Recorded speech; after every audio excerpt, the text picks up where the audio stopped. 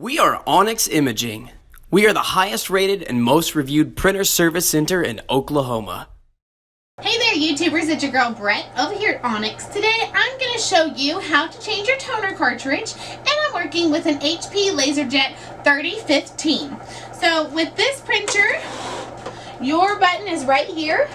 It'll lift this top up and you just go like that. Just be very careful. There's a handle. Grab that toner and pull it out. Set your old toner to the side, unbox your new one, and then you'll want to follow the guides. So you just stick it.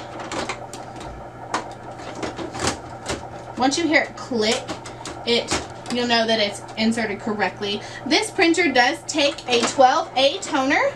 If you guys are in need of any supplies or quotes, give your girl Brett a call and have a great day. Thank you for watching.